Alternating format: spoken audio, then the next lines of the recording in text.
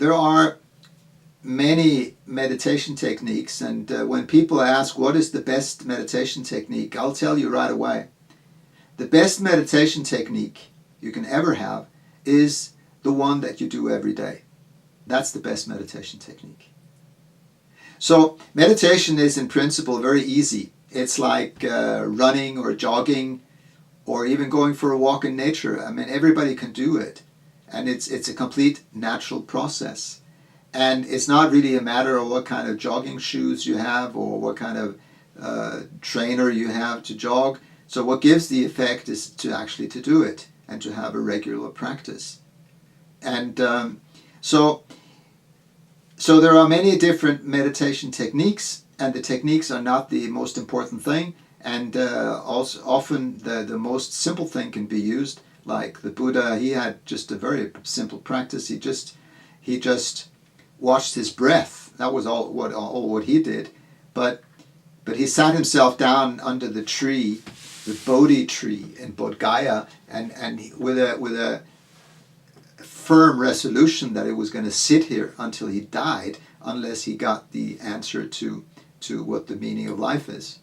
And so after 7 days or something, I can't remember, maybe it was 3 days, I don't know what the story says, but he was meditating night and day, and finally his mind opened to the fully realization. But anyway, we don't have that determination when we sit down to meditate, but we do have the determination that I'm going to sit for a certain period of time. So when you start to meditate, you decide, I'm going to sit here now for the next 20 minutes or the next half hour or the next hour or whatever, how long you want to do it. Don't do it more than 1 hour if you're a beginner. So you can do like just Zazen, the Zen Buddhistic practice, which is very, very simple. Just sit, nothing else, just sit. It's a very powerful practice, and you just watch whatever happens of thoughts, feelings, restlessness, and you get completely non-attached, and you don't have any expectations of anything special to happen or anything. You just sit. That's all. Just sit. And okay, sit still, straight. You can watch your breath, but just sit. And eventually, the person will disappear, in the sense that there's no person anymore. There's just sitting. Okay, so you become one with the trees, the mountains, it's very nice. It's very nice to do this practice outside. If you can sit in nature and just sit. Okay, just like a stone in nature. So that's a very simple meditation practice. So, but I would divide a meditation practice into three stages. And the first stage is relaxation, the second stage is concentration, and the third stage is meditation.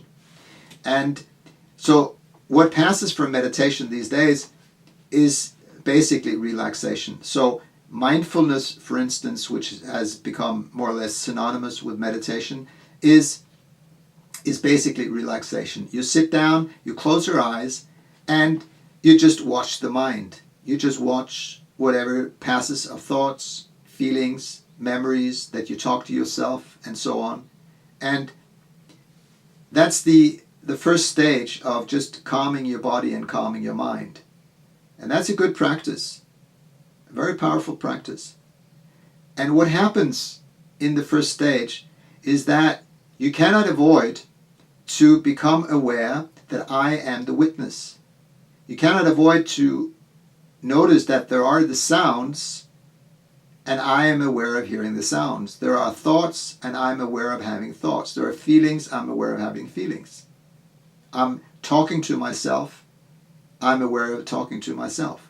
So that is the practice.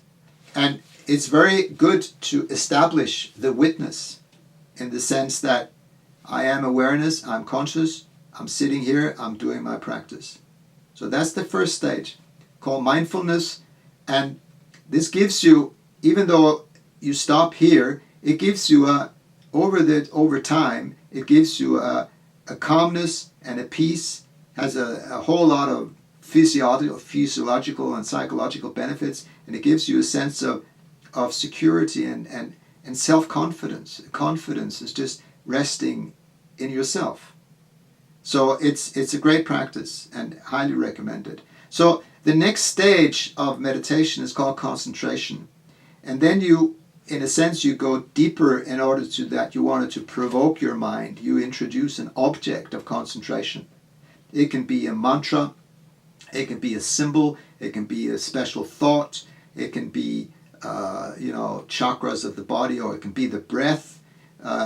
There's no limits to what kind of objects of concentration can be introduced to the mind, or combinations of objects and so on. But it's the principle is to have an object to concentrate on. And then the mind will protest, because the mind is like a drunk monkey. It wants to spontaneously jump from one thought and feeling to the next. But once you start disciplining your mind and say, no, hey, stop, you're going to just focus on this candle or just this mantra. Om Namah Shivaya, Om Namah Shivaya, Om Namah Shivaya, Om Namah Shivaya. You keep repeating the mantra over and over. And then the mind will show its content. So it will represent a certain cleansing of the mind by using an object of concentration. So all kinds of mantras you can use. Simple mantras like Om Shanti, or just Om, or you can have longer mantras like the Gayatri mantra, Om Bhur Bhurvasso Vaha Tat Savitur Varenyam Bhargo Devasya Dhimahi Dhiyo Yo Na Prachodayat, just to use a longer mantra to keep your mind focused. But anyway, the mantra is not that important, but find some that work. It's like a tool. You don't need to use a hammer for everything. You can have different mantras for different occasions, and you can have a personal mantra, which is like the one you hang on to the most, but you can experiment with it. You can investigate it. Anyway, so that's the second stage of meditation, and the third stage of meditation is what is actually meditation, in the sense that it's concentration without an object. So, and that's kind of hard to do, but how can you concentrate on something without an object? There is no mantra anymore. There is nothing special to concentrate on. So that means that awareness is resting on itself. It's an appreciation of your own being. It's just presence. It's just awareness. So there is no technique. There is nothing you can do. There is just being. That's meditation. That's the final stage of meditation. And the longer you can stay in that presence, that can transcend the mind and eventually become liberation, samadhi, freedom. Okay?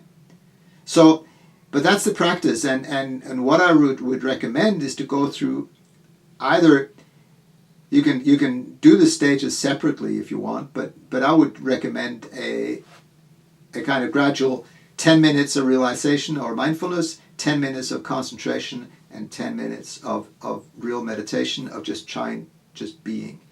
So that's a sound practice, and but you can just do mindfulness, or you can just do mantra meditation itself. But I would really recommend those three stages, and that you have some certain perspective on what a meditation is. So it is actually this simple. And the main thing about meditation is to do it. And if you really want to have it simple, just do the Zen practice. I love that. Okay, so but if you feel that you need more knowledge in order to get a meditation practice going, there are books, and I'll probably make another series just on meditation. I'll probably do that. So, so there is a huge amount of information out there. There's no excuse of not starting a meditation practice. You can also do transcendental meditation if you can afford it.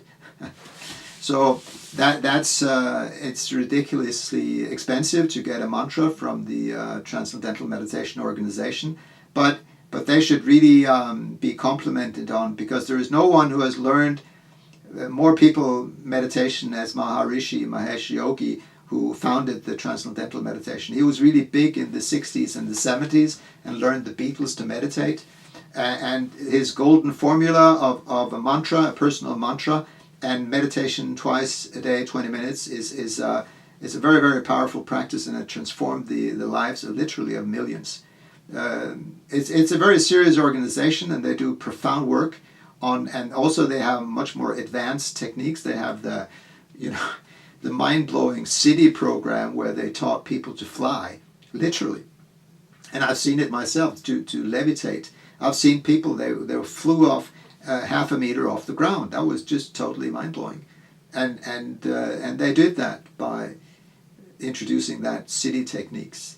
And now they're into world peace, in the sense that they discovered the, I think it's actually called the Maharishi effect, that when enough people comes together, it reduces crime rate in society, and it's being measured.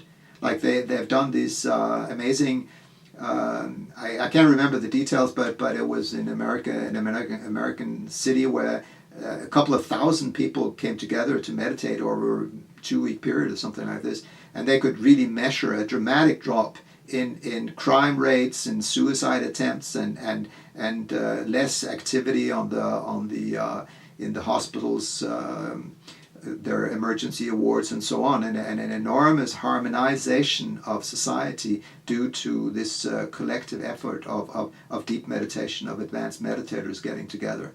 So all credo for that, and so meditation has a very powerful effect, not to only your individual life, but has also a collective life. So you do actually a service to the world if you have a meditation practice. So it's a huge topic, and so start meditating. That's the biggest asset you can do if you want to have a spiritual practice.